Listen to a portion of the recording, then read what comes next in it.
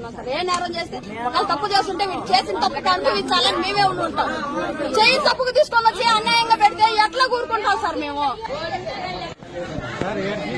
మీరందరూ గమనించండి, మీరు కూడా వెరిఫై చేయండి. 3 సంవత్సరాల బిడ్డ, అదే ఆడ సిమ్టమ్స్ ఉన్నాయి ఆ బ్రిడ్జి మీద. ఆ బిడ్డ మీద దారుణంగా టపాసులు కాల్చి బిడ్డ చనిపోయింది. పాప 3 సంవత్సరాల పాప. ఆ రోజు ఆడుండే కానిస్టేబుల్సే తరుముకున్నారు వాళ్ళని. తిరిగి ఆ కానిస్టేబుల్ సాక్ష్యం చెప్తే సిఐ దబాయించి వాళ్ళ సాక్ష్యాన్ని తారుమారు చేసి ఉద్దేశపూర్వకంగా 307 కేసు వేసి ఎస్పీకి తప్పుడు ఇన్ఫర్మేషన్ ఇచ్చి తప్పుడు కేసులు బనాయిస్తూ అధికారం పోయిన వెంటనే రోజుకు ఒక ఓసరవెల్లి రంగుల మాదిరా ఒక్క రోజు కాల ఇదే మరి మేము 5 సంవత్సరాలు కేసులు కట్టించుంటే ఈ స్టేషన్లో ఎన్ని కేసులు ఉండాలా? 307 కేసులు ఎన్ని ఉండాలా? మర్డర్ కేసులు ఎన్ని ఉండాలా? ఈ స్టేషన్లో 307 కేసు ఒక్కటి ఉందా?